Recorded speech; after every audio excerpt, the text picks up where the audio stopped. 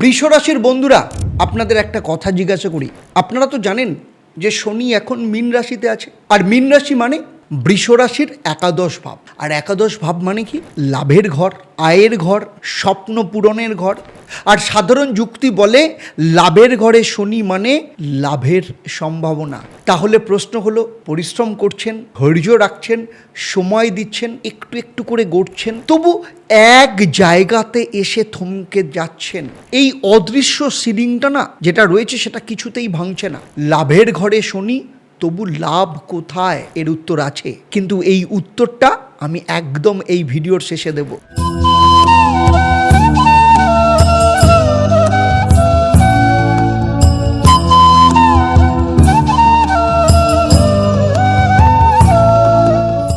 নমস্কার, আমি জ্যোতিষ ও তন্ত্রগুরু আচার্য দেবদত্ত বলছি। আমার দীর্ঘ 28 বছরের অভিজ্ঞতা এবং 1.5 লক্ষের ওপর স্যাটিসফাইড ক্লায়েন্টের জীবন থেকে বলছি, তৃতীয় দৃষ্টির কথা না জানলে এই বকরির কোনো প্রতিকারই পুরোপুরি কাজ করবে না। তাই শেষ পর্যন্ত দেখুন। প্রথম দৃষ্টিটা কি?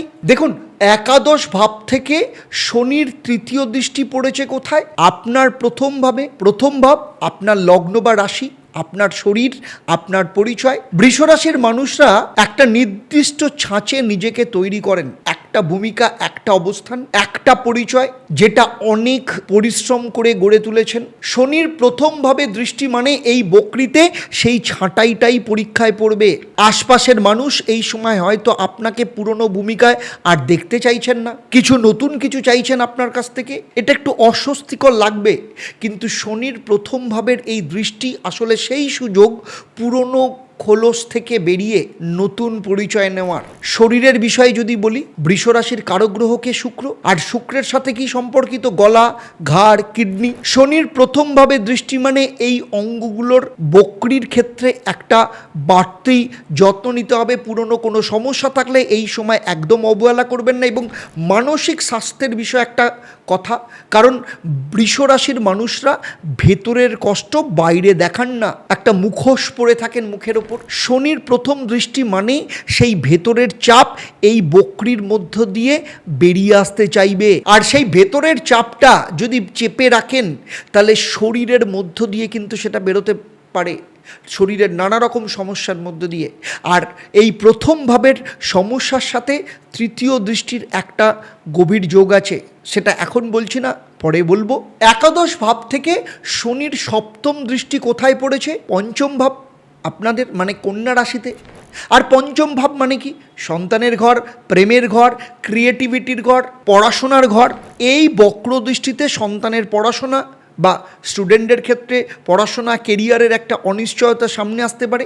কিন্তু এখানে বৃষ রাশির একটা বিশেষ কথা, বৃষ রাশির বাবা মায়েরা সন্তানের পথ নিজেরাই ঠিক করে দিতে চান, অনেক বেশি নিয়ন্ত্রণ করতে চান। আর শনির পঞ্চম ভাবে সপ্তম দৃষ্টি মানে এই নিয়ন্ত্রণটা এখন এই যে বিশেষ করে এই বকরি সেই নিয়ন্ত্রণের পরীক্ষার মধ্যে পড়বে। মানে সন্তানকে একটু হালকা করে ছেড়ে দিন, তার নিজের পথ খোঁজার জন্য একটু সময় দিন। এবারে আসছি লাভ লাইফের ব্যাপারে। বৃষ রাশির যারা প্রেমের সম্পর্কে রয়েছেন, পুরনো কিছু মনোমালিন্য এই সময় আবার সামনে আসতে পারে। বৃষ রাশির মানুষরা সম্পর্কে একটা জিনিস সব থেকে বেশি করেন, সেটা হচ্ছে পুরনো কষ্ট মনে রাখেন, সহজে ভুলতে পারেন না। শনির পঞ্চম ভাবে দৃষ্টি মানে সেই পুরনো কষ্টের হিসেব এই বকরিতে শেষ করার একটা সুযোগ রয়েছে। কিন্তু শেষ করতে হলে একটা কাজ করতে হবে, সেই কাজটা তৃতীয় দৃষ্টিতে বলবো। শিক্ষা এবং ক্রিয়েটিভিটির ক্ষেত্রে বলবো, যারা উচ্চশিক্ষার সাথে রয়েছে বা নতুন কোনো স্কিল শিখতে চাইছে, এই বকরিতে একটু ধৈর্য রাখতে হবে। 9 অক্টোবরের পর সেই বিষয়ে একটা স্পষ্ট গতি আসবে। ক্রিয়েটিভ কাজে হোক, একটা ভেতরের মধ্যে একটা কোথাও জড়তা আসতে পারে সেই সময়। এই জড়তার ভেতরেই সবথেকে গভীর সৃষ্টি কিন্তু লুকিয়ে আছে। এবারে আসছি একেবারে একাদশ ভাবের কথায় আসি। লাভের ঘরে শনি মানে লাভ বন্ধ নয়, শনি বকরি মানে লাভে দেরি। কিন্তু এই দেরির পেছনে একটাই কারণ আছে, সেটা তৃতীয় দৃষ্টির সময় বলবো। এখন বলছি কোথায় কোথায় আপনি দেরি দেখতে পাবেন। প্রথম কথা হচ্ছে চাকরিজীবীদের জন্য পদোন্নতি বা বেতন বৃদ্ধিতে এই বকরিতে একটা আটকে থাকতে পারে কোথাও না কোথাও। এমন একটা প্রকল্প চলছে যার ফল এখনই আসার কথা ছিল কিন্তু আসছে না। শনি বকরি মানে সেই ফল আসতে দেরি হবে, দেরিতে হলেও আসবে। আর ব্যবসায়ীদের জন্য নতুন বাজারে যাওয়ার চেষ্টা বা বাজার এক্সপ্যান্ড করবার চেষ্টায় এই সময় একটু বাধা পাবেন। পুরনো যা কাজ করছেন সেটাকে আরও ভালোভাবে করুন।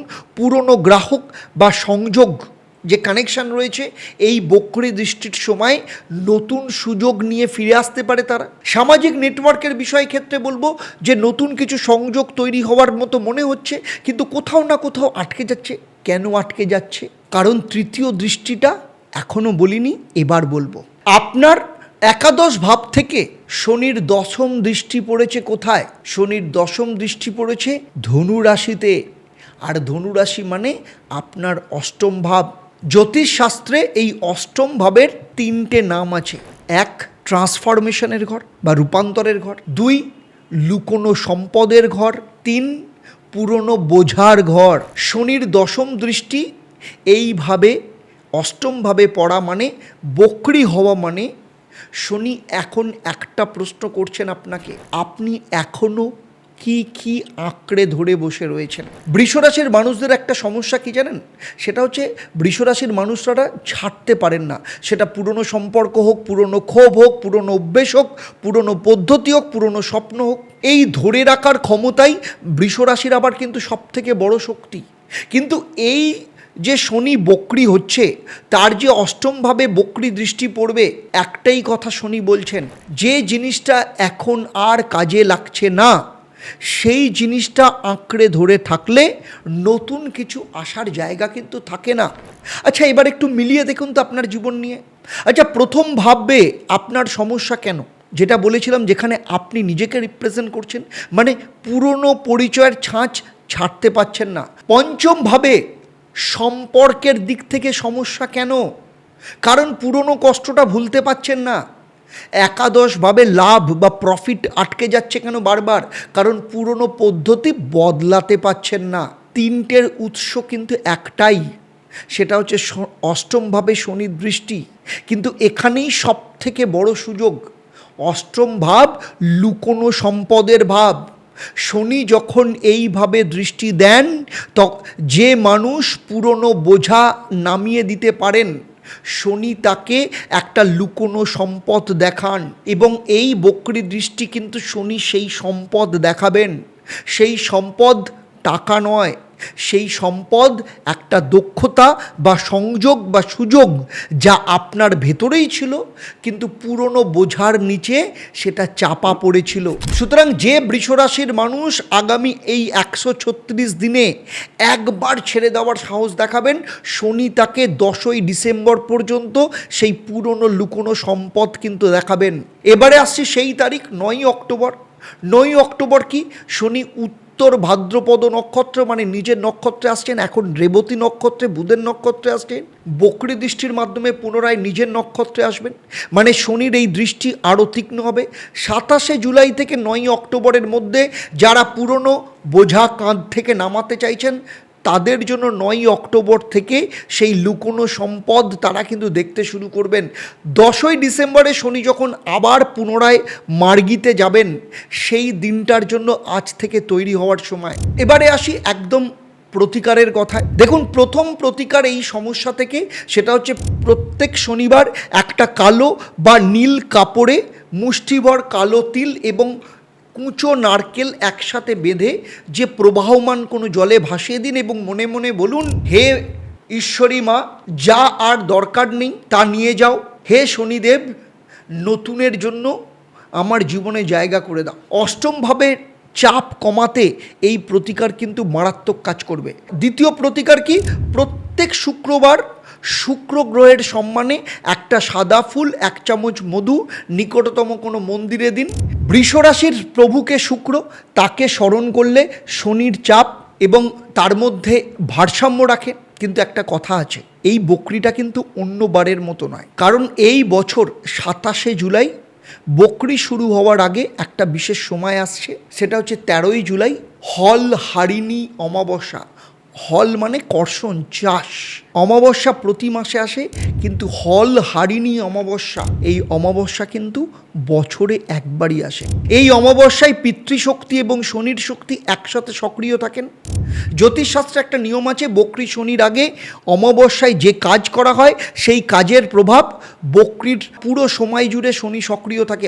আর এই হল হারিণী অমাবস্যায় পিতৃতর্পণ করলে এবং পরিবারের উন্নতির জন্য কাজ করালে পূর্বপুরুষের আশীর্বাদ এবং শনির কৃপা একসাথে পাওয়া যায়। এই সুযোগটা বৃষ রাশির জন্য খুব বিশেষভাবে গুরুত্বপূর্ণ, কারণ অষ্টমভাবে শনির দৃষ্টি মানে পূর্বজন্মের কর্মের হিসেব, এবং এখানে কিন্তু পূর্বজন্মের সমস্ত হিসেবকে কিন্তু হালকা করে। তাই এই 13ই জুলাই শ্রী শ্রী ঈশ্বরী মায়ের মন্দিরে যে শনি মহাযজ্ঞের আয়োজন করা হচ্ছে, এই যজ্ঞের 3টে বিশেষ অনুষ্ঠান রয়েছে।